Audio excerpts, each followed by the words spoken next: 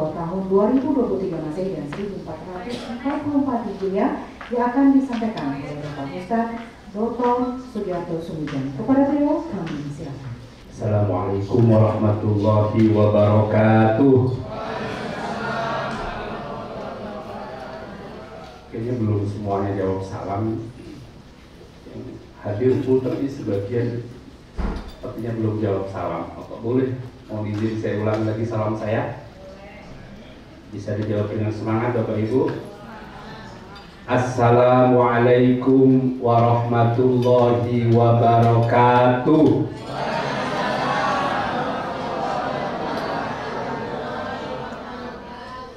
Alhamdulillah.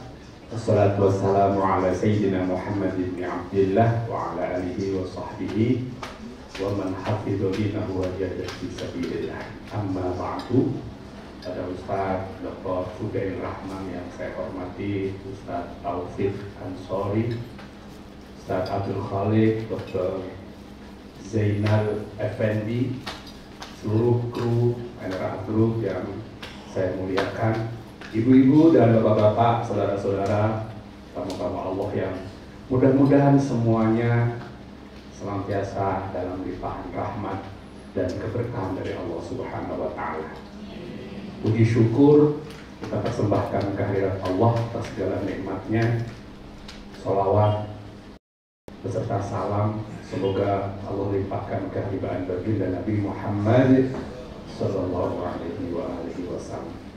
Bapak Ibu, bagaimana kabar semuanya? Sehat? Sehat ya. Maaf, sudah makan siang semuanya? Sudah makan siang, kenyang, udaranya AC-nya lumayan sejuk. Paling enak?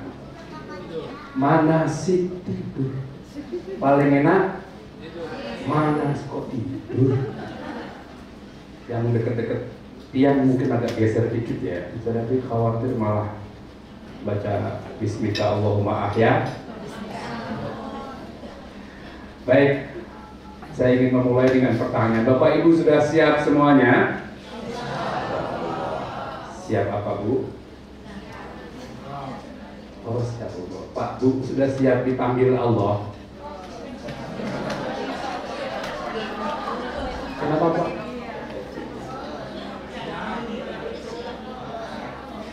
Ini kok jawabannya beda-beda, malah langsung ada yang ketawa. Kalau saya bilang udah siap dipanggil Allah, yang terpikir apa? Oh, yang pikir meninggal. Oh, yang saya tahu ada 3 jenis panggilan Pak ya. Yang pertama, sehari 5 kali kumandangkan di masjid, itu namanya azan. Azan itu juga artinya panggilan. Muadzin itu juru panggil. Panggil itu apa perintah Allah? Fas'au ila dzikrillah wa dzarul bai'. Khususnya laki-laki kalau Jumat, tinggalkan perniagaan, tinggalkan pekerjaan, tinggalkan sawah ladang, udah ke masjid. Itu panggilan juga. Jadi itu bukan muadzin yang manggil, Allah memanggil melalui lisannya muadzin. Cepat waktunya, sering, sehari 5 kali. Ada panggilan yang kedua, yaitu panggilan ke Baitullah. Ayatnya juga wa'adzim finnasi bil haji ya'tuka rijalan wa 'ala kulli dhamirin ya'tina min kulli fajjin amiq. Sadaqallahu 'azim.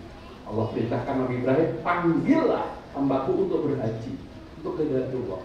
Jadi Bapak Ibu besok umroh itu memenuhi panggilan Allah. Siap harusnya. Kok ragu-ragu tadi? Udah siap dipanggil Allah? Ada satu lagi panggilan memang. Kalau habis dipanggil diumumkan di menara masjid. Innalillahi wa inna ilaihi. Bu, mau izin, tadi yang belum siap panggilan yang mana? Yang ketiga. Justru yang ketiga yang nggak boleh nawar. Kalau yang pertama kan kita sering tar, masih repot itu. Umrah juga banyak yang ditunda-tunda, kan apalagi haji besok masih belum ada, masih ada repot. Kalau yang ketiga, setahu saya begitu Israel datang, nggak ada yang bilang, entar dulu, pending dulu, ada nggak? Idza jaa ajaluhum la yastakhiruna sa'atan wa la yastaqdimun. wala yastaqdimun. Kalau ajalnya datang, nggak bisa dipending, nggak bisa ditunda, apalagi diajukan, nggak bisa. Jadi tiga-tiganya kita harus. Oh, itu siapnya semangat banget. Harus siap. Apalagi mohon maaf ini saya amati beberapa ada yang usianya di atas saya, yang mohon izin. Kalau panggilan yang ketiga tadi nggak ada yang tahu Pak.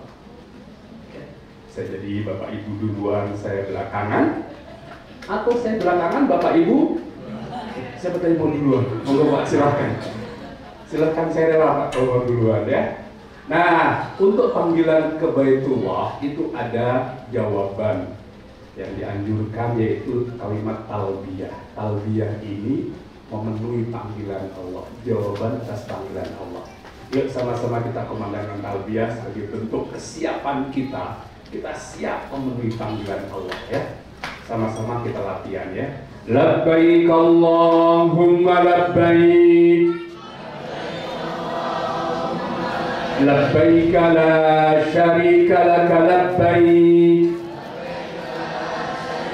innal hamda wan ni'mata laka wal mulk la syarika lak. Labbaik Allahumma labbaik. Ya Allah, kami siap datang memenuhi panggilan-Mu ya Allah. Kami siap memenuhi panggilan-Mu. Labbaik la syarika laka labbaik. Ya Allah, kami siap datang memenuhi panggilan-Mu ya Allah. Tiada sekutu bagimu. Kami datang memenuhi panggilan-Mu. Innal hamda, sesungguhnya segala puji, wan ni'mata, segala kenikmatan, laka wal mulk, segala kekuasaan hanya milik Engkau. La syarika lak, tiada sekutu bagimu. Dengan kita kumandangkan talbiyah sebagai respons atas panggilan Allah ini, semoga Allah takdirkan Bapak Ibu umrohnya umroh yang makbul dan juga mabrur. Next step. Makbul itu artinya diterima oleh Allah, mabrur itu punya dampak positif. Jadi kita yang menunaikan ibadah umroh menjadi lebih baik ya. Agar ibadah kita ini makbul dan mabrur, yang pertama, Bapak Ibu, mari sama-sama kita luruskan niat kita. Bapak Ibu, umroh ini untuk apa? Tadi sudah kita jawab, labbaik Allahumma labbaik, memenuhi panggilan-Mu ya Allah. Pak Bu, dalam Al-Quran hanya haji dan umroh yang kalimat lillahnya itu depan belakang. Ada ayat walillahi 'alan nasi hajjul baiti man istata'a ilaihi sabila. Ada ayat wa atimul hajja wal umrata lillah. Betapa pentingnya umrah kita ini hanya untuk Allah, jangan untuk yang lain. Maka dari itu hindari syirik. Ada syirik besar, mempersembahkan ibadah untuk selain Allah. Ada syirik kecil. Ada yang tahu apa itu syirik kecil? Tepat sekali, riya. Betul. Apa itu riya, Bu?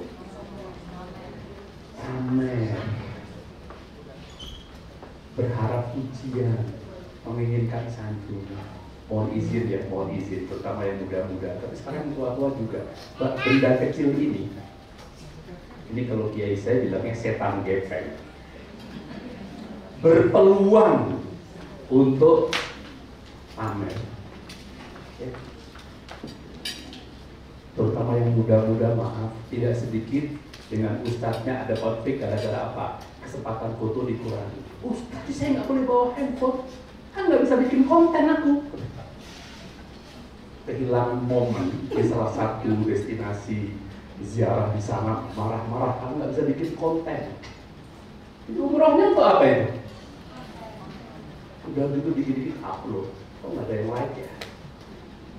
Kok nggak ada yang komen ya?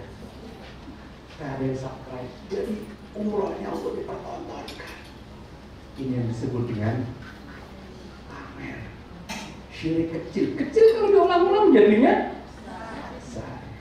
Mohon izin, Bukan kami larang, sama sekali tidak. Tapi tolong yang proporsional. Bapak Ibu kalau mau ambil foto, kalau ingin selfie, rekam video, tata niat baik-baik. Niatnya apa? Mungkin niat yang baik itu ya untuk dokumentasi, untuk bisa diputar di rumah, memotivasi yang lain, agar kita ingat, bukan untuk dipamerkan. Bapak tahu siapa yang sering pamer? Yang umurnya sudah berkali-kali. Jamaah sering bisikin, Pak Ustadz tolong ibu itu ingetin kenapa dikit-dikit pamer. Saya ingatkan ini, saya beranikan diri ini karena apa? Khawatir ibadah Bapak Ibu hilang karena dipamerkan tadi. Pernah ada jamaah yang di Nabawi, Ustaz, lagi jalan-jalan di depan, itu apa, payung, tanya, Ustaz, ya Bu, kenapa? Ini payung dibangun tahun berapa ya? Aduh, mohon izin Bu, saya nggak ingat kenapa. Waktu saya umroh yang kelima dulu belum ada. Bapak paham maksudnya? Apa kira-kira? Dia cinta bahwa umurnya sudah, padahal saya nggak nanya itu Bu. Ini kalau Ustaz udah jawab, saya udah 16 kali Bu. Ustaz Taufik bilang beliau tinggal di sana udah ratusan kali. Gak usah pamerin, ya. Gak usah disebut-sebut. Biarlah itu jadi rahasia ibu, bapak, dan Allah Subhanahu wa Ta'ala. Yuk sama-sama. Labbaik Allahumma labbaik. Ya Allah, aku umroh ini semata-mata memenuhi panggilanmu ya Allah, untuk Engkau ya Allah. Ini niatnya lurus. Kenapa? Ibadat surat, niat itu alamatnya Pak. Salah alamat, nggak akan sampai ibadah kita. Sayang kan? Bayar mahal. Mahal loh Bu umroh ini. Mahal apa murah? Apalagi NRA, mahal. Apa buktinya mahal? Banyak jamaah yang nawar. Itu ciri kalau mahal kan. Tapi lulus semua kan? Saya dengar banyak minta diskon kemarin ya. Mahal, udah mahal, buang waktu, izin tempat kerja, ibadahnya sia-sia. Sayang ya. Kemudian yang kedua, agar ibadah kita makbul, ikuti manasik sesuai yang Rasul contohkan. Khudhu anni manasikakum. Atau kama qala Rasulullah sallallahu alaihi wasallam. Bapak, Ibu, kami bekali manasik agar ibadahnya sempurna. Wa kullu man bighairi ilmin ya'malu a'maluhu mardudatun la tuqbal. Kalau kita beramal, kita beribadah, kita menjalankan ritual tanpa ada dasar ilmunya, amalnya ditolak. Sayang kan? Maka sempatkan manasik. Yang gak kalah pentingnya Bapak Ibu adalah akhlak kita ya. Akhlak kepada Allah. Nah, akhlak kepada Allah ini terutama menjelang berangkat ini yang saya ingin sampaikan apa? Ana 'inda dhanni 'abdi bi, kata Allah dalam sebuah hadis qudsi, aku sebagaimana prasangka hambaku. Bapak Ibu tolong baik sangka pada Allah.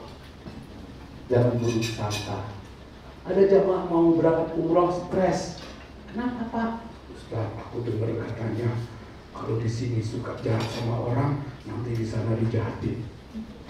Pernah dengar? Kalau di sini suka mukul, nanti di sana. Saya nggak pernah tahu ya dari 99 asma Allah itu ada Allah Maha Pendendam. Itu kayaknya nggak ada ya. Tapi kenapa Bapak Ibu ada ketakutan dulu? Menurut saya itu semacam menakut-nakuti, itu nggak ada. Justru yang saya tahu Allah itu Maha Pengampun, Allah Maha Pemaaf, Allah menerima taubat. Asal sebelum banget kita taubat, kita akui kesalahan kita mohon ampun, kita minta maaf, insya Allah Allah maafkan, Allah ampuni. Yang penting jangan sombong, jangan nantang. Saya suka menganalogikan kalau ada anak kecil atau anak ya sama orang tuanya kurang taat, kemudian dia minta maaf ke orang tua. Ada orang tua yang cewek? Tidak ada. Tolong berbaik sangka. Juga hal-hal yang lain. Ada mau masuk masjid baru naruh sendal langsung bilang, wah jangan-jangan sendalku loh dikabulkan nih. Maka kata-kata jangan-jangan itu hindari, apalagi yang ujungnya negatif. Ganti dengan doa. Masuk masjid harus sendal, mudah-mudahan aku keluar sendalku masih ada. Doa kan? Tapi jangan-jangan responnya Jangan-jangan ustadznya galak, jangan-jangan pembimbingnya nggak ramah. Udah suuzon aja, hindari. Ganti dengan mudah-mudahan travelnya profesional, travelnya amanah, ustadznya nanti pembimbing dengan baik hati, semua pembimbingnya ramah-ramah, doa terus intinya ya. Kemudian juga akhlak dengan sesama. Nah ini, kalau ada yang muda melihat yang sepuh-sepuh misalnya bawa koper bantu, itu akhlak dengan sesama. Kalau di kamar ada koper masuk bukan miliknya, lapor panitia, bukan malah buat jemur handuk. Orang lain pusing nyari koper, malah sama dia buat jemur handuk, tentang bukan miliknya. Itu akhlak. Nanti misalnya yang ke Turki didampingi oleh Ustadz Fudail yang didampingi ke Turki, yang ke Mekah tapi Ustadz Taufik diumumkan, tolong jam 7 kumpul di lobi tepat waktu. Ini ada jamaah sudah diumumkan jam 7 kumpul di lobi, ada yang disiplin jam 7 kurang dan nunggu, sarapannya dibawa, tapi ada 7.30 belum datang. Dicari di kamar nggak ada, diputerin restoran nggak ketemu, jamaah sudah ke bis, dia datang titik-titik nenteng belanjaan. Kesel nggak yang di bis? Akhlak ini. Nenteng belanjaan langsung, Ustadz, punten apa? Aku nggak ikut, udah tungguin sejam. Ini akhlak. Di kamar akhlak, gunakan kamar mandi seperlunya. Kalau dia tahu temen handeng buang air, jangan pakai nyuci di kamar mandi. Udah tahu temennya nahan, dia nyuci, nyanyi pula. Mending suaranya bagus. Udah jelas malam-malam temennya mau tidur, dia kresek-kresek, beres oleh-oleh, beres koper. Ini akhlak, ya. Tolong, agar ibadah kita sempurna, jaga akhlak. Juga akhlak pada petugas. Akhlak pada petugas apa? Bapak Ibu mohon maaf, bukan nggak boleh Bapak Ibu komplain, bukan nggak boleh protes, silahkan. Ini kadang sudah dilayani, sudah dipersembahkan yang terbaik, dibantu, dibimbing, ngomongnya pedes. Gara-gara sedikit aja nggak puas, Bapak Ibu silahkan protes. Kalau memang itu proporsional, tapi tolong nanti ada WhatsApp grup, pilih bahasa yang bagus. Pilih kata-kata yang sopan, kalimat-kalimat yang santun. Sebelum di-share, baca dulu, biar Bapak Ibu nggak nyesal.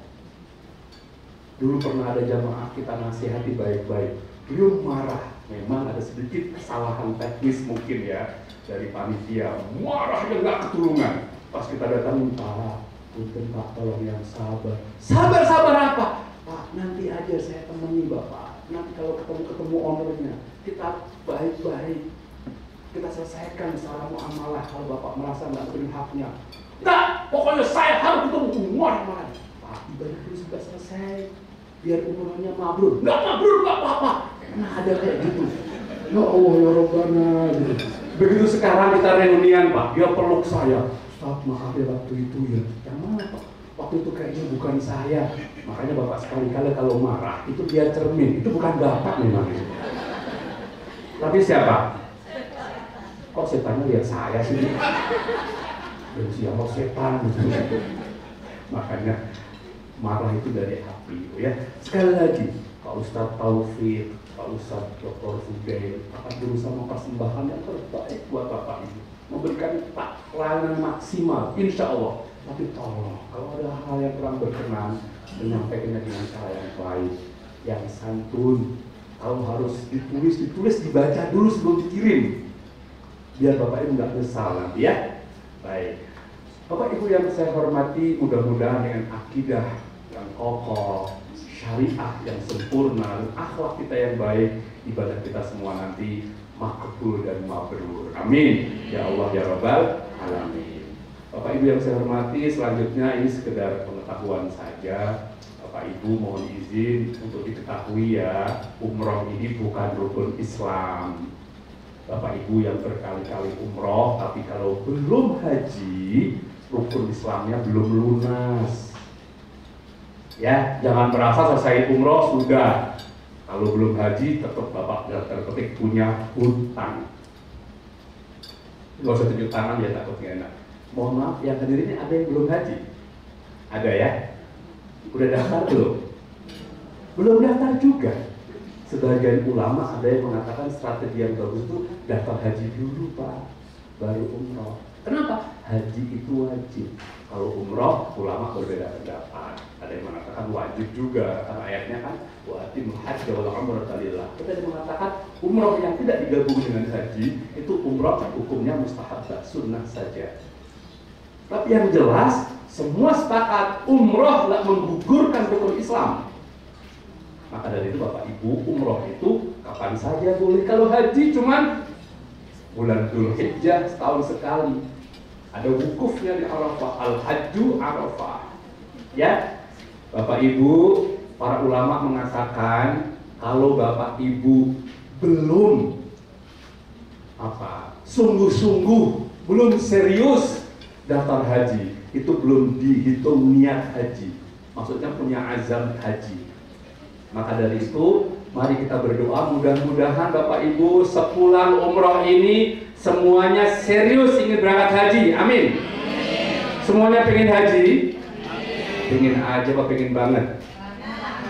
Apa tandanya kalau pengen banget? Udah daftar? Bu, kalau saya tanya, tolong hati-hati jawabnya ya, takut jadi doa. Saya sering tanya orang, Bu, haji belum? Belum. Kenapa belum haji? Ustaz, boro-boro haji.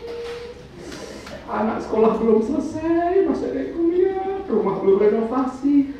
Ini jawaban orang yang menganggap bahwa seolah-olah haji itu hanya monopoli orang kaya. Salah besar. Saya tanya, ada nggak orang kaya tapi belum haji? Ada nggak orang yang tidak kaya tapi haji? Bapak sudah bisa jawab. Ibu sudah tepat jawabnya. Nggak ada hubungan kekayaan dengan haji. Nggak ada. Haji bukan untuk orang kaya. Quran menyebutkan manis istito'ah, orang yang istito'ah, orang yang mampu. Haji itu untuk orang mampu. Dan Allah bukan hanya memanggil orang yang mampu, tapi Allah akan mampukan orang yang terpanggil. Kalau ibu belum mampu, belum sungguh-sungguh terpanggilnya, jawabannya jujur, belum serius. Rumah renovasi mahal, mobil berganti-ganti, bahkan mobil mewah punya, handphone mahal, pulsa sanggup, tapi haji belum berangkat. Falyamut Yahudiyan atau Nasraniyan. Silahkan nanti matinya Yahudi atau Nasrani. Ya agak keras dikit ya biar agak takut ini. Karena banyak orang menyepelekan haji Pak. Renovasi rumah direncanakan dalam keuangan rumah tangga, ganti kendaraan diprogramkan. Haji nggak masuk perencanaan keuangan rumah tangga. Allah nomor sekiankan. Ya, khusus yang belum haji, maaf. Pulang umroh, serius daftar haji. Mudah-mudahan Allah kabulkan. Amin. Minimal ngumpulin brosur itu minimal. Minimal syukur datang ke bank bayar. Ya, ini ada beberapa jamaah kadang-kadang ya Allah cari harga udah langsung pesimis. Haji kan antri lama. Justru karena lama buru-buru. Ya. Jadi Bapak Ibu ya, pulang umroh mudah-mudahan segera daftar haji. Amin. Tidak harus ke NRA, tidak ya. Boleh ke MKU, BSA atau Haruna. Atau travel yang lain. Ada seuzon duluan kan. Tidak harus ke NRA. Boleh ke terus atau travel yang lain. Travel yang lain itu apa? MKU, BSA, Haruna atau travel yang lain. Apa travel yang lain? Baik, Bapak Ibu yang saya hormati, orang yang haji ada umrohnya, makanya ada tamattu', yaitu umroh dulu baru haji, ada qiran, haji bersamaan dengan umroh, ada ifrad, ya haji dulu baru umroh. Tapi kalau orang umroh tidak harus haji tahun itu juga ya. Nah di haji itu ada wukufnya Pak. Tapi kalau umroh nggak ada wukufnya, nanti jangan lagi Ustaz Fudel, Ustaz Taufik, kapan kita wukuf? Nggak ada. Bapak tidak haji. Ada lagi haji itu melempar jumroh. Wah, umroh nggak ada. Yang ada lempar real. Ya. Nah, wukuf itulah rukun haji yang utama, al-hajju Arafah. Tapi jangan khawatir Bapak Ibu nanti akan ditemani ziarah ke Arafah. Tapi pada saat tidak ada orang wukuf, nanti ziarah saja, mengunjungi saja, melintas di Arafah. Ada jamaah di Arafah malah turun. Apa? Saya lihat, Bu, ngapain? Maaf, bawa fotonya ditanam di tanah Arafah, Ustaz. Ajaran siapa? Iya Ustaz, katanya kalau naruh foto di sini bisa berangkat haji. Kata siapa? Bid'ah itu, nggak ada ajarannya naruh foto di Arafah biar haji. Biar haji, fotonya taruh di travel. Berikut ongkosnya berangkat insya Allah, taruh di Arafah. Ini ajaran dari mana gitu? Apa Bu? Nah betul, fotonya yang mabrur. Ya, ini perbedaannya. Bapak Ibu paham ya? Jadi besok itu kita umroh, nggak ada keterangan bahwa umroh itu menggugurkan rukun Islam. Ini perbedaan. Ada satu lagi perbedaan, tapi saya nggak tulis di sini ya. Orang kalau pulang haji suka dipanggil Pak Haji. Kalau pulang umroh nggak pernah dengar saya Pak, jangan ngarang-ngarang. Suka dipanggil Pak Umroh. Nggak ada itu. Kreatif banget dipanggil Pak Umroh. Bapak Ibu sudah siap jadi tamu-tamu Allah? Ya, pertama mari berbanyak doa. Bahkan kalau perlu sekarang mulai inventarisasi doa, Pak. Mau doa apa di sana? Kata, ya nggak lupa sampai sana. Doa untuk siapa? Jangan egois. Doa untuk keluarga, untuk tempat kerja, untuk lingkungan, juga untuk bangsa dan negara kita, untuk para pemimpin kita, para wakil-wakil kita di anggota legislatif. Doakan semua. Terutama ya, yang sedang punya masalah. Jadikan umroh ini kesempatan untuk curhat pada Allah. Masalah apa? Masalah kesehatan, masalah perekonomian, masalah rumah tangga, masalah dengan lingkungan. Tulis semua, mohonkan di sana. Curhat sama Allah. Jangan ada yang tutup-tutupi. Sampaikan. Curhat sama Allah, insya Allah rapat. Kadang-kadang curhat sama sesama Pak Bu, sudah kita pesan-pesan, Jom, ini kan aku ceritain ke siapa-siapa ya. Cuma ibu yang aku ceritain. Besok CRT dengar semua. Ternyata yang kita curhati kok ngaku Bu? Jujur amat ya. Curhat sama Allah ya. Terutama yang punya masalah. Bapak Ibu yang hadir pada punya masalah nggak ya? Pada punya masalah? Kelihatan sih dari wajahnya wajah-wajah bermasalah. Minimal masalah ibadah kita yang belum istiqomah ya. Masalah dengan putra-putri kita yang kadang-kadang masih suka membuat kita emosi, yaitu masalah doa di sana. Yang kedua, perbanyak beribadah dan taubat. Di sana perbanyak itu. Taubat khususnya yang merasa punya dosa. Pada punya dosa? Boleh tunjuk tangan yang merasa nggak punya dosa? Oh, nggak ada. Kalau ada yang tunjuk tangan, itu tunjuk tangannya sudah dosa itu. Sombong dan bohong. Ya, jadikan umroh ini perjalanan taubat. Akui sebuah kesalahan, jangan ada yang tutup-tutupi. Sebelum Allah nanti akan membongkar. Allah itu kan maha menutupi kesalahan kita, nggak ada yang tahu. Tetapi kadang kita yang membongkarnya. Maka perbanyak bertaubat kepada Allah Subhanahu wa Ta'ala. Bapak Ibu sebelum berangkat usahakan minta maaf pada sesama. Kalau yang masih punya orang tua, minta ridhonya, minta ikhlasnya. Khususnya bagi Bapak Ibu yang mau berangkat umroh, orang tuanya masih ada dan orang tuanya belum pernah umroh, pastikan orang tuanya keluar kalimat, aku ridho nak kamu umroh. Pastikan kalimat itu keluar. Kalau tidak, maaf, bila perlu batalkan umrohnya. Kenapa?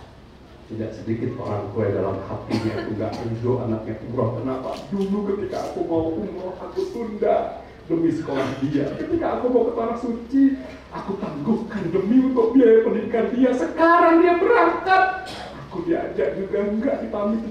Orang tua itu merangsang, Bu. Cium tangannya minta ridhonya. Ma, aku umroh, ya doa ini. Sampai keluar kalimat, aku ridho nak kamu berangkat. Kenapa? Jangan sampai perjalanan kita ini terhalang oleh ridho orang tua kita. Ya. Kalau perlu datang, kalau nggak bukan kan video call. Minta maaf jangan di status medsos. Hati-hati. Di Facebook, di Instagram, TikToknya mau minta maaf. Beda tipis antara minta maaf dan pamer. Hari ini terlihat di medsosnya sudah ada yang tulis H-1. Apa maksudnya itu? Berikutnya mohon doa. Siapapun mohon doa ya. Tolong doakan aku ya. Orang-orang terdekat kita mohon doa. Sekali lagi mohon doa itu kalau bisa langsung, jangan lewat medsos. Ya, kenapa? Berpeluang untuk pamer. Ibu bapak yang saya hormati, bapak berangkat tanggal 21, nanti pulang ke akhir bulan, apalagi yang Turki 14 bulan, akhir bulan hati-hati, jangan sampai ada hak-hak yang nggak ditunaikan. Cek rekening listrik, rekening telepon, SPP anak-anak. Serius Pak? Jangan sampai kita umroh jalan-jalan sampai rumah anaknya, PLN datang. Tunaikan dulu hak-haknya. Kalau bapak ibu punya kesempatan yang bagus, kumpulkan anak-anak, wasiat. Apa maksudnya wasiat itu? Pesan yang baik-baik. Nah, selama bapak ibu pergi, tolong jaga adik-adiknya ya. Kira-kira gitu. Nah, selama bapak ibu pergi, tolong doakan bapak ibu kembali dari seterusnya. Itulah artinya kita siap untuk datang ke tanah suci. Bapak ibu harus bangga, bersyukur jadi tamu-tamu Allah. Ya, kalau bapak ibu jadi tamu-tamu yang baik, Allah pasti perlakukan dengan sebaik-baik perlakuan. Ya, bapak ibu kalau datang tamunya baik-baik ya akan diberikan hidangan, disuguhkan. Tapi kalau tamunya maaf, misalnya nggak sopan, bapak ibu juga bisa jadi kurang terlalu berkenan kan? Maka bersiaplah jadi tamu-tamu Allah yang baik, insya Allah. Baik, Bapak dan Ibu yang saya hormati, lanjut Ustaz. Nah, hari ini Bapak Ibu menghadiri acara manasik. Sebenarnya saya tahu Bapak Ibu ada yang sudah beberapa kali ya umroh ya. Manasik ini penting, pertama adalah bagaimana memahami panduan umroh sesuai tuntunan syariat tadi yang saya katakan. Bapak Ibu punya ilmu. Yang kedua, Bapak Ibu berkenalan dengan petugas yang akan mendampingi, kemudian berkenalan bersama jamaah. Ada informasi-informasi teknis, terutama lembar kontrol ini Bapak Ibu, penerbangan jam berapa, nanti berkumpul di mana, kegiatan harian seperti apa, Bapak Ibu perlu dapatkan ini. Seringkali terjadi misinformasi, kesalahpahaman, bahkan tidak jarang konflik, gara-gara nggak hadir manasik. Dijelaskan, orangnya nggak ada, sampai sana, Masya Allah, ngeyelnya luar biasa. Disinilah pentingnya. Nanti di akhir sesi kita akan buka sesi tanya jawab, diskusi. Bapak Ibu pastikan keluar ruangan ini nggak ada yang bingung, hafal, paham semuanya. Ini pentingnya manasik. Bapak Ibu dapatkan ID card ya, sudah dapat semua. Cek bener fotonya, namanya. Oh pernah dulu saya ID card, tapi fotonya bukan foto saya Pak. Ada. Foto siapa Bu? Udah disampaikan. Oke, nanti tolong. Tapi bukan foto saya kan? Ini pentingnya. Kalau nggak ikut manasik, mana tahu kalau salah. Bapak Ibu juga kesempatan membuka koper. Kalau ada informasi bahwa di koper nggak boleh ada power bank dan seterusnya, kesempatannya pada saat manasik. Dan berita-berita terkini ya, itu harus juga didapatkan. Baik, lanjut Ustaz. Berikutnya Bapak Ibu yang saya hormati, besok. Nah, silahkan lihat lembarannya masing-masing. 3 jam sebelum take off ada di bandara. Bagi yang tujuan Turki, karena penerbangan kita jam 9.50, jam berapa ada di bandara? Berhitung mundur. Jam 7 kurang di 10. Ya, lebih pagi lebih bagus, apalagi Sabtu, bukan Jakarta kalau nggak macet. Sekali lagi saya ingatkan, ini ketentuan kami berlakukan karena kita sudah pengalaman berkali-kali ada jamaah yang tertinggal gara-gara tadi menyepelekan. Lebih baik menunggu di sana. Menunggunya di mana? Di depan Sate Senayan, Terminal 3. Di depannya Bu ya, bukan di dalam. Ini yang Taufik, apa yang bersama Ustaz Taufik? Apa Bu? Maksudnya itu yang Turki ya Pak? Iya. Iya. Tadi saya bilang yang Turki dulu. Ibu yang kemana? Yang ke Turki jam 7 kurang 10 sudah ada di bandara. Sedangkan yang ke Jeddah itu jam berapa? Setengah 5, berarti setengah 4, setengah 2. Kalau bisa jam 1. Ya, bisa dipahami Bapak Ibu? Oke, kemudian yang kedua, nanti paspor dibagikan di sana. Pak Bu, mohon dipahami, begitu terima paspor jangan langsung masukkan tas. Cek dulu bener nggak punya bapak ibu. Kadang-kadang petugas cover luarnya nama bapak ibu tapi dalamnya bukan. Kalau bukan nama bapak ibu ditolak di imigrasi. Pastikan boarding passnya, lihat punya bapak ibu atau bukan. Pastikan ada visanya. Mumpung di bandara. Pernah kejadian ada jamaah semua sudah terbagi paspornya. Ini satu jamaah nggak dapat paspor. Paspornya dipanggil tinggal satu. Halo, Bu, nanti aja ngobrolnya ya. Saya nggak fokus. Ya baik. Sampai mana tadi saya bicara? Nggak fokus ya, ibu yang bikin nggak fokus ya. Oh ya, ada jamaah sudah dibagi paspornya, tinggal satu jamaah perempuan nggak dapat paspor. Paspor yang dipegang panitia laki-laki. Bukan paspor, saya bingung kan, panitia duduk kata dudungi. Nggak taunya ada datang laki-laki.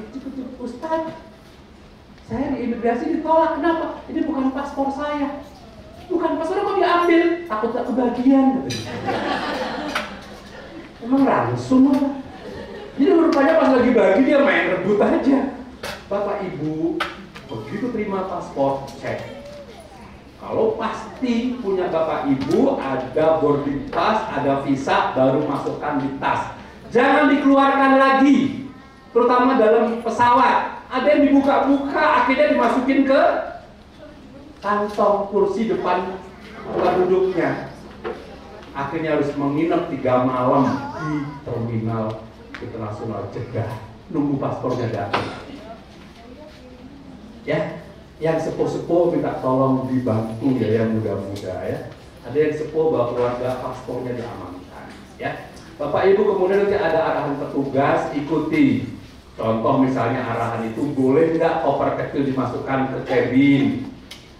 Kalau sekiranya diperkenankan, Bapak serahkan, tapi minta bukti. Kalau misalnya enggak, kata kapasitas pesawat memungkinkan, hal-hal seperti ini terjadi nanti di airport, ya, di airport. Nah, standar sampai airport antri imigrasi sesuai dengan urutan masing-masing. Nanti akan dipandu, ya. Baik, lanjut kita akan sampai di terminal Jeddah. Nah, kalau yang Turki nanti sampainya di Istanbul jam berapa ini? Jam berapa? Yang di Istanbul.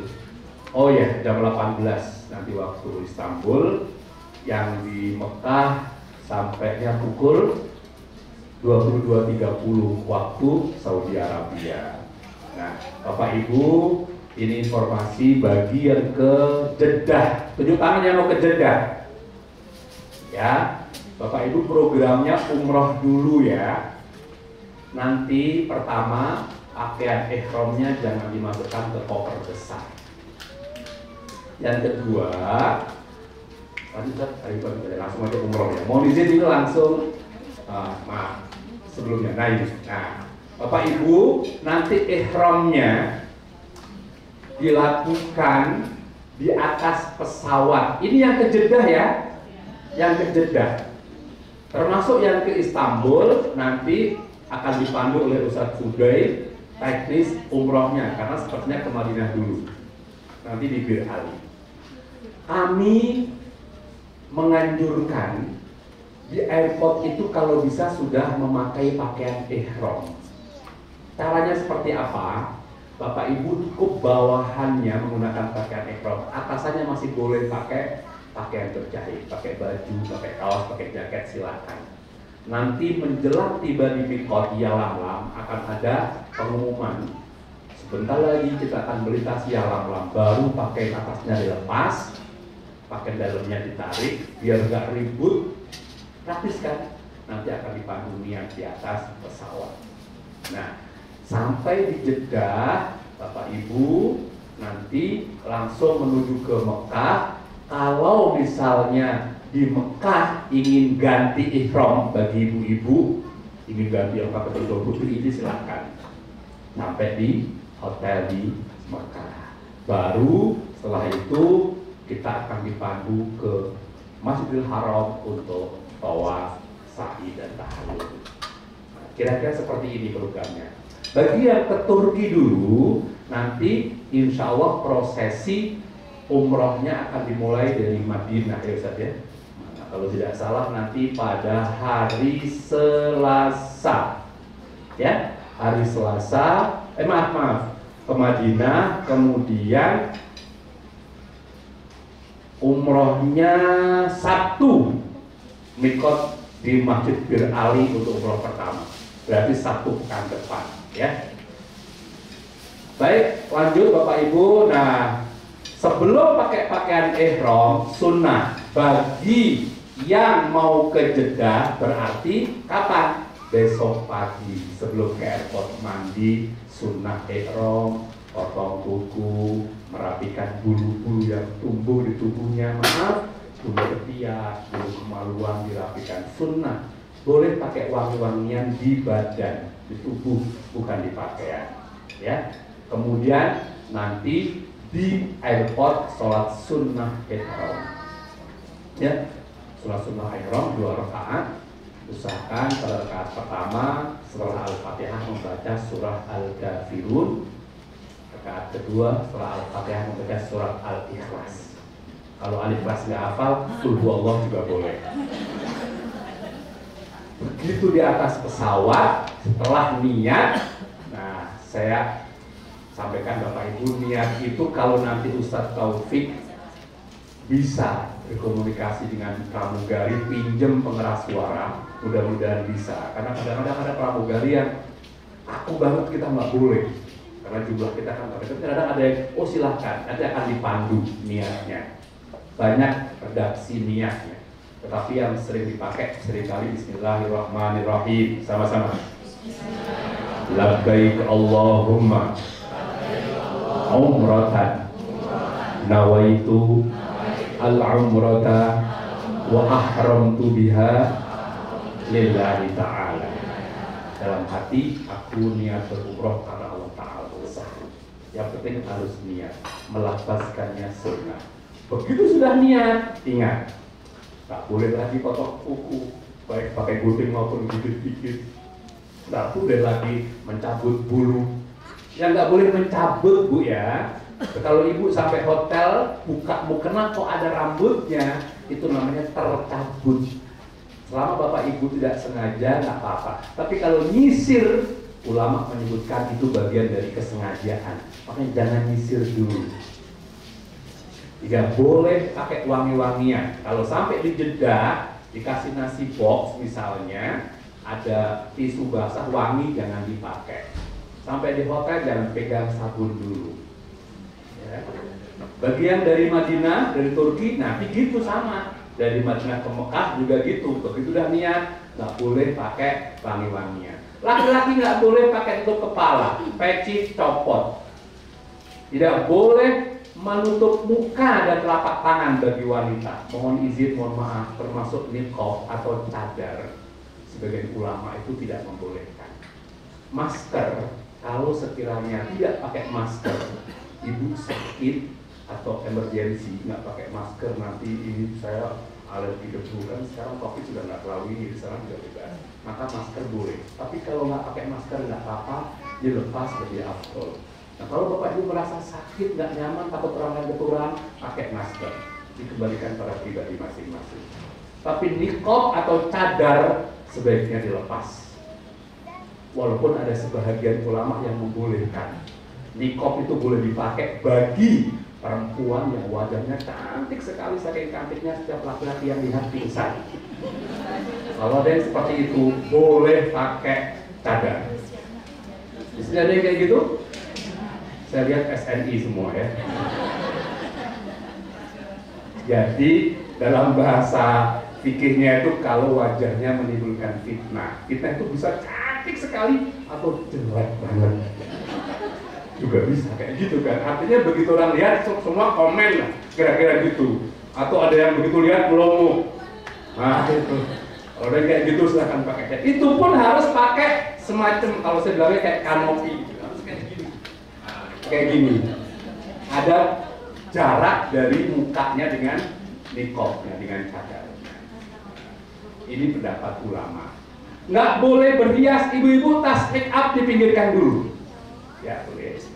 Laki-laki nggak boleh pakai pakaian berjahit. Begitu di pesawat niat nggak boleh pakai kaos dalam, nggak boleh pakai celana dalam. Dan ustadznya nggak ada yang meriksa. Ustadz mau meriksa tuh. Nah, kecuali ibu-ibu bawa suami, boleh meriksa suaminya. Nah, aman.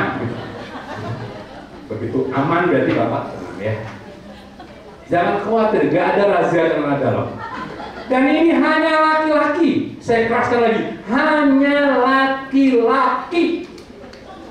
Kenapa saya kenceng kayak gini? Pernah ada nenek-nenek dipegangin itu, nek, katanya sudah lepas. Laki-laki, nek.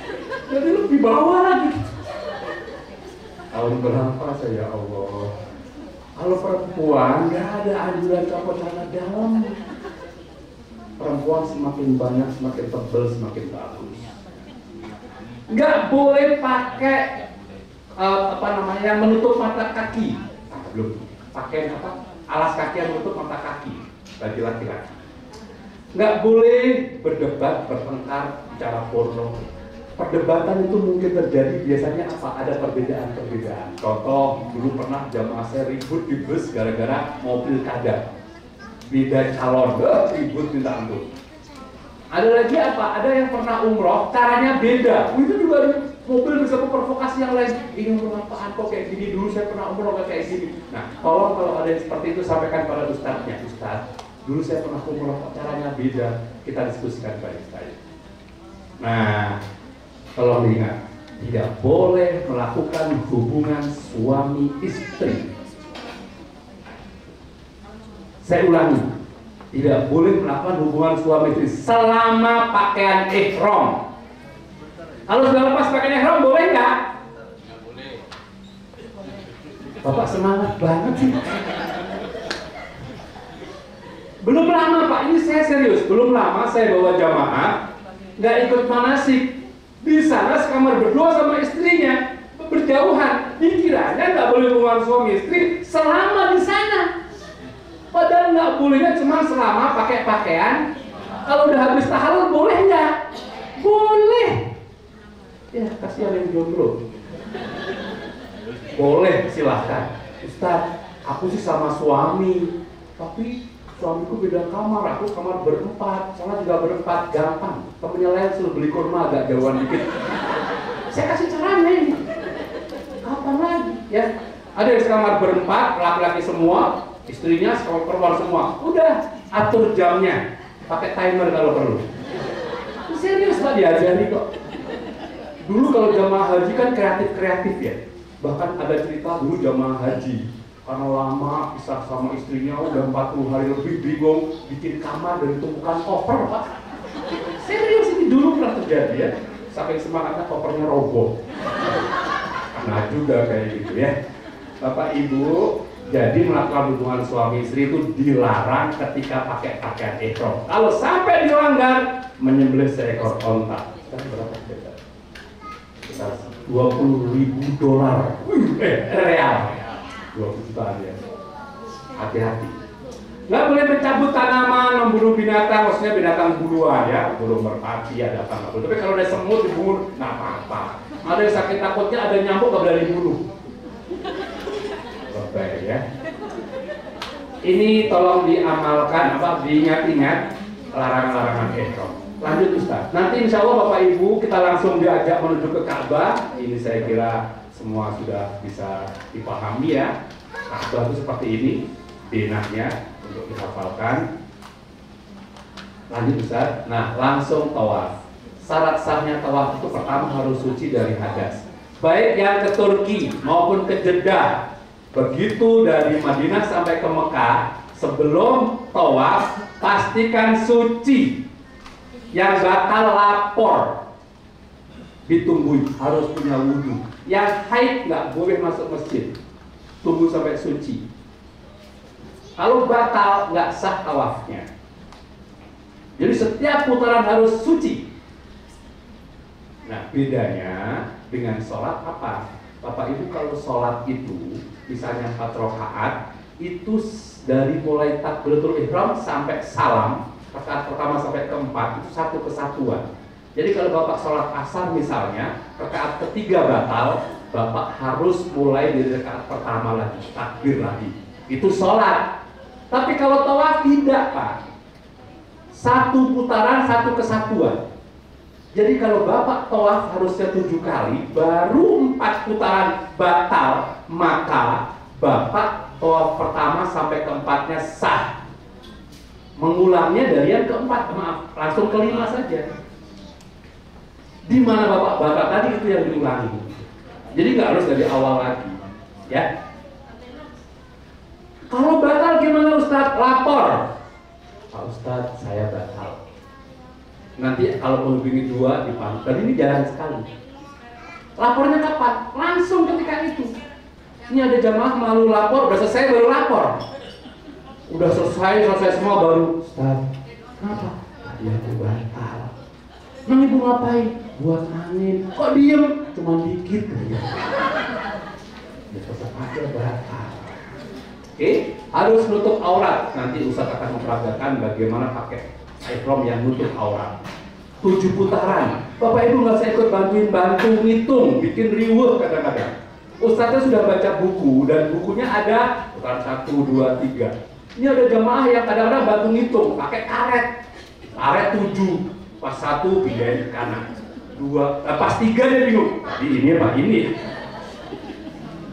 Keder Ustadznya. Mulai dari Hajar Aswad, Ka'bah harus di sebelah kiri. Bapak Ibu nanti tolong tidak ada yang ini selfie atau kadang-kadang rekam video. Kalau kayak gini Ka'bahnya dipunggungin, itu tidak sah. Ka'bah harus sebelah kiri. Kalau gini Ka'bah di mana? Di belakangin kan. Kalau mau foto, insya Allah nanti Ustadz yang ngasih kesempatan. Setelah selesai tawaf baru foto. Ya Ustadz ya, jangan di tengah-tengah tawaf foto. Harus berturut-turut. Ini syarat sahnya tawaf. Nah, tawaf itu ada 5 macam Pak yang kita lakukan. Yang tawaf pertama ya, tawaf rukun umroh ya, tawaf kudum itu kita nggak lakukan.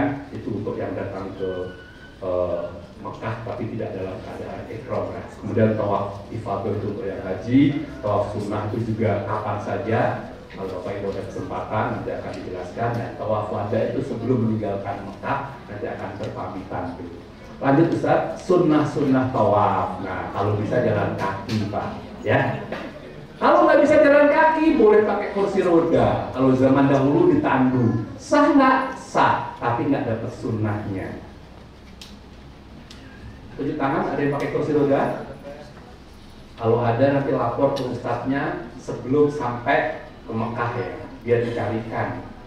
Kalau memungkinkan orang Indonesia yang dorong, biar komunikasinya gampang. Tapi kalau sekiranya sampai sana baru lapor, ya terpaksa kami carikan orang Arab. Kalau orang Arab yang dorong, saya nggak tahu pakai apa apa enggak itu. Udah maksud aja ya. Sunnah membuka bahu sebelah kanan, nah ya namanya ittiba. Nanti akan diperagakan. Bahu kanan bagi laki-laki dibuka. Hanya ketika tawaf saja. Tapi kalau nggak beriman nggak apa-apa. Ada jamaah saya dulu nggak berkenan. Kenapa? Ada tamunya di sini.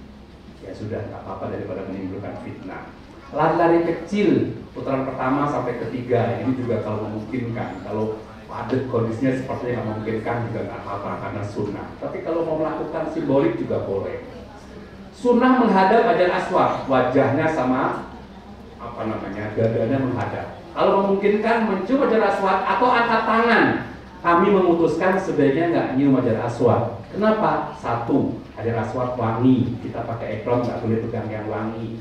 2, kalau kita nyium Hajar Aswad, tubuh kita masuk dalam Ka'bah karena ada lubangnya. Sementara syarat sahnya tawaf harus di luar Ka'bah. 3, bapak-bapak sedang nggak pakai apa-apa. Kalau pakaian ihram bagian bawahnya keinjek dan lepas, ISIS itu, dan bisa viral nanti. Makanya tolong nggak nyium Hajar Aswad, ya. Kemudian yang keempat, kita berrombongan. Kalau kita masuk pusaran itu, yang sering lepas di rombongan, nanti malah susah, ya. Sunnah mendekati Ka'bah, nanti Ustadz akan lihat situasi dan kondisi. Kalau sekiranya agak longgar, pasti akan lebih merapat, insya Allah, ya. Tapi kalau ada yang sepuh, ya mohon maaf, kita kadang-kadang agak menjauh. Sunnah berdoa atau baca zikir. Bapak Ibu sudah terima buku doanya? Sudah dibaca? Alhamdulillah. Sudah hafal? Belum hafal? Sama kayak ustadznya. Saya juga belum hafal. Bapak Ibu mohon doanya, mudah-mudahan nanti kami bisa memfasilitasi dengan ini headset ya, earphone. Kami pinjami, dipinjamkan ya, bukan souvenir. Nanti ustadznya didenda kalau nggak balik gitu ya. Kalau Bapak Ibu dapat, pakai, dengarkan apa yang ustadz sampaikan, tirukan kalau memungkinkan. Ustadznya bilang subhanallah, ikuti subhanallah, alhamdulillah, alhamdulillah. Kalau ustadznya bilang aduh, diinjek kakinya, nggak usah diikuti ya. Kalau alatnya nggak berfungsi gimana? Ada namanya alat bantu, karena kena air, ibu habis wudhu alatnya nggak, atau diutak-utak sampai frekuensinya berubah. Bapak lepas, kantongin, diem. Kalau saya yang bawa, diem, saya gituin. Kenapa? Ribut, Ustaz punya saya. Ustaznya nggak jadi mimpin. Terus apa yang dilakukan? Bapak Ibu baca doa yang ada di buku. Kalau ribet, baca doa masing-masing. Tidak ada satu pun doa yang hukumnya wajib. Ingat, doanya hukumnya apa? Nggak ada keharusan baca doa apa, enggak. Mau baca doa apa aja boleh. Yang penting doa yang nggak nyeleneh, nggak aneh-aneh. Ini ada mentang-mentang kata Ustaz doa apa aja boleh. Di sana baca doa Allahumma barik lana fima razaqtana wa qina azabannar. Temennya langsung nyaut Allahumma inni a'udzubika minal khubuthi. Depannya bilang bismika Allahumma. Maksudnya bukan itu. Doa yang Bapak Ibu hafalnya apa? Ustaz, aku susah bahasa Arab. Boleh nggak bahasa Indonesia? Boleh. Doa bahasa Indonesia boleh. Saya pernah bawa jamaah itu dari awal, aneh, bawa 7 lembar kertas. Saya pikir ada doanya, enggak. Kertas pertama dikasih angka 1, di bawahnya aku. Bawahnya lagi 2 istriku, 3 anakku, 4 orang tuaku, 5 saudaraku, 6 teman sekantorku, 7 bangsaku. Saya lihat ini maksudnya apa Pak? Ternyata dia bukan pertama itu aku terus, dengan aku sehat, aku rezekiku berkah. Itu bahasa. Kalau mau bahasa Arab bagus, tapi kalau nggak bisa bahasa Arab sebisanya Allah insya Allah akan mendengar doa. Oke, Bapak Ibu sudah hafal doa bahasa Arab? Atau Bapak Ibu ada yang kursus bahasa Arab nih? Dulu ada jamaah mau umroh kursus bahasa Arab dulu. Sampai sana nyesel, kenapa? Ustaz, yang ngomongnya bahasa Indonesia. Ustaz Fudail, Ustaz Taufik bahasa Indonesia. Nggak guna saya kursus. Belanja yang jualan fasih bahasa Indonesia. Murah-murah, bagus-bagus. Orang sana, bahkan di Turki juga bahasa Indonesia ngerti sekarang. Kalau di Saudi sekarang rupiah itu dibilangnya apa? Dibilangnya uang Jokowi katanya. Jadi Bapak Ibu, pembimbingnya orang Indonesia. Nanti di hotel insya Allah juga dipandu, jadi tidak harus bisa. Tapi kalau bisa bahasa Arab dikit-dikit bagus juga ya. Terutama antisipasi kalau ada hal-hal yang nggak diinginkan. Pernah ada jamaah tersesat, lepas dari rombongan dia bingung, untung dibawa ID card. Dia ID card ada hotel, ada nama hotel. Wah dia bingung apa, akhirnya dia panggil Ashraf.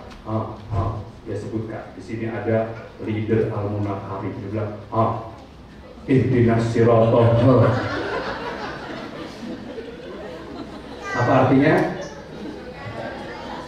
Tunjukkan saya jalan ke sini, kira-kira gitu.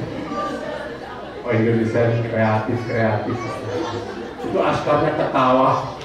Ihdinas siratal. Nanti jangan dipraktekin Bu ya.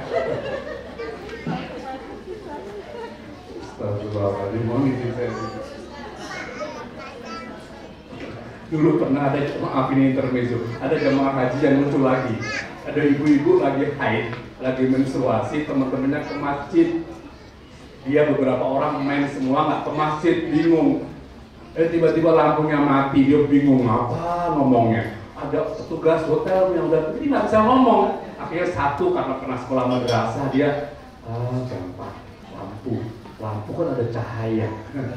Cahaya bahasa Arabnya nanti.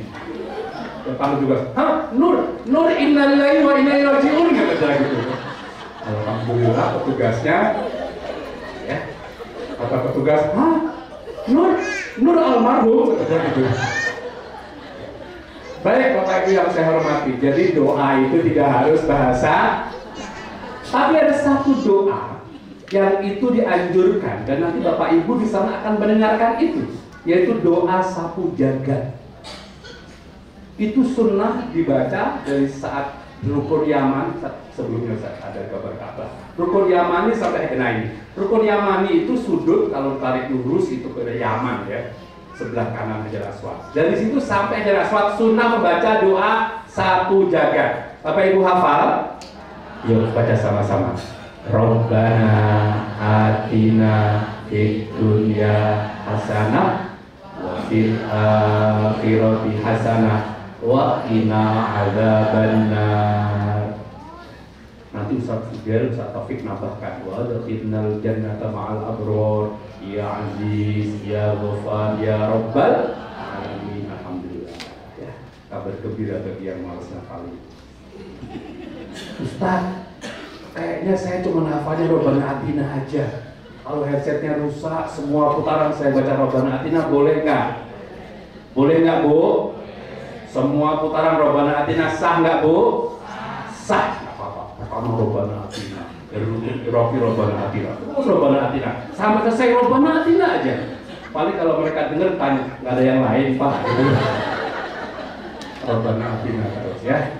Rabbana Atina fid dunya hasanah wa fil akhirati hasanah wa qina adzabannar. Al-Baqarah 201 yang tadi dibaca oleh Ustaz Abdul Khaliq. Itu doa yang sangat dianjurkan ya, doa sapu jagat. Lanjut Ustaz. Nah, ada sunnah-sunnah tawaf Bapak Ibu ya. Ada juga yang makruh, nggak boleh buru-buru, nggak boleh ngemil, nggak boleh nyakitin orang. Kalau keinjek jangan balas nginjek, nanti jadinya injek-injekan. Jangan ngobrol yang nggak perlu. Jangan nahan buang hajat, jangan nahan haus kecuali ketika puasa ya. Jangan masuk hijr Ismail, itu bagian dari Ka'bah. Jangan bertransaksi, jangan bermake up. Nah, selesai tawaf nanti Bapak Ibu akan ditemani berdoa, sholat sunnah tawaf, baru minum air zam-zam. Bapak Ibu itu ada 3 contoh galon zam-zam yang ada di Masjidil Haram. Nah, kalau Bapak Ibu misalnya sedang nggak enak tenggorokannya, minum yang paling yang ada tanda not cool ya. Itu ada tanda yang nggak dingin ya. Selesai tawaf Bapak Ibu kalau lancar sekitar 1 jam tergantung pusarannya. Kita sa'i. Sa'i lebih simpel Bapak Ibu. Safa Marwah, Marwah Safa, Safa Marwah 7 kali. Lanjut Ustaz. Nah, ini Safa, tandanya seperti ini Marwah berikut. Nah, ada tandanya. Tapi Bapak Ibu kalau lantai bawah nggak kelihatan bukitnya, ini diambil dari atas. Nah, dinanya seperti ini. Lanjut. Nah, dari Safa ke Marwah itu 1 putaran. Marwah kembali ke Safa 2 putaran. Jadi langsung Safa Marwah itu selalu ganjil, Marwah Safa selalu genap. Apa syarat sahnya? Lanjut saya. 1, harus setelah tawaf, harus di tempat sa'i, harus 7 kali, harus mulai dari Safa akhir di Marwah. Bapak tolong perhatikan. Di sini nggak harus suci ternyata. Nggak harus punya wudhu. Suci itu hukumnya sunnah. Apa artinya? Kalau selesai tawaf, selesai sholat, pas mau sa'i, Bapak Ibu nggak tahan pengen buang angin, silahkan. Yang penting minggir. Nanti kita tandain siapa yang minggir. Ya, jangan ditahan. Ya. Sunnahnya harus jalan kaki, tutup aurat, suci dari hadas, bersih dari hadis. Sama. Sebaiknya baca zikir dan doa. Sa'i jangan baca Pancasila, nanti viral. Nah, bagi laki-laki itu yang digambar itu ada lampu warna hijau di plafonnya Pak. Sunnah lari-lari kecil. Rabbighfir warham wa'fu wa takarram wa tazawwaj innaka ta'lam ma la na'lam innaka antallah al-'azizul akram. Itu nanti semua akan melafazkan itu. Sa'i itu kira-kira 10 menit dari Safa Marwah, lebih kurang sekitar 400 sekian meter ya, hampir setengah kilo. Jadi semuanya 3,5 kilo. Lalu lancar. Saya pernah sa'i 6 menit Pak, yang saya bawa tentara semua. Ngos-ngosan saya. Allahu Akbar. Hindari ngobrol yang nggak perlu, nyakitin orang. Nah, ada area tengah itu khusus untuk yang kursi roda, walaupun kosong Bapak jangan masuk ini. Baik, itu kursi tengah di area tengah itu buat kursi roda ya, jangan dimasuki. Selesai sa'i, tahallul. Tahallul itu artinya menghalalkan dari hal-hal yang sebelumnya dilarang. Jadi tahallul itu kalau ibarat sholat ya sudah salamnya selesai. Menggunting 3 rambut minimal 3 helai ya, Bapak Ibu. Yang laki-laki kalau bisa dibotak, ya. Dianjurkan untuk potong rambut. Nanti tunjukkan Ustaz, ada di dekat hotel itu tukang potong. Ya katanya kalau pengen mulus, halus 15 real ya. Kalau 10 agak lecet-lecet dikit. Mau gunting rambutnya sendiri boleh, minta tolong orang lain nggak apa-apa. Tapi kalau bisa sebelum gunting rambut orang, rambut sendiri dulu digunting. Ibu-ibu kalau bisa jangan buka aurat di depan itu. Cukup bapak-bapak memasukkan dari gunting, buka klik dikit. Nggak ada ukurannya berapa, yang penting 3 helai minimal. Ya. Ini dulu ya, tapi sekarang sudah jarang sekali, hampir saya nggak pernah temukan. Kalau ada orang yang nggak dikenal nawari, bapak hati-hati saja. Sebaiknya sesama kita aja. Ya itu oknum ya, saya kira kadang-kadang ya. Kadang-kadang dulu pernah ada, bisa digunting minta berapa real gitu ya. Nah, kan di Mekah emang ada orang jahat. Bukan Mekah tempat lahirnya sahabat, orang-orang soleh. Masa ada orang jahat? Iya, Mekah itu lahirnya sahabat. Abu Bakar, Umar, Utsman, Ali, semua sahabat-sahabat baik. Bapak Ibu perlu tahu, Abu Jahal juga di sana lahirnya. Artinya apa? Yang namanya orang jahat yang kadang-kadang sangat baik. Ya. Termasuk yang kemarin agak viral itu joki Hajar Aswad. Ada jamaah kita yang kemarin kena ada itu di grup ada. Ditawari begitu sukses langsung dikuras realnya. Bapak Ibu kalau nggak memungkinkan tak senyum Hajar Aswad karena sunnah saja. Sedangkan bayar joki haram. Jangan sampai menjalankan sunnah dengan cara yang haram. Ya. Sekali mana? Lanjut next.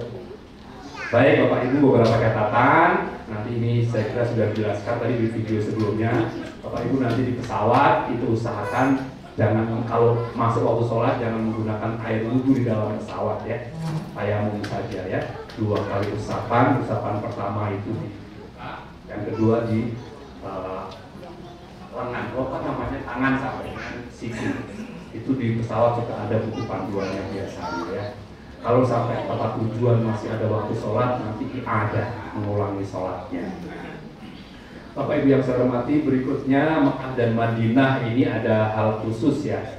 Pertama, jangan kaget, terutama yang baru pertama, nanti di sana itu azannya 2 kali di waktu subuh itu.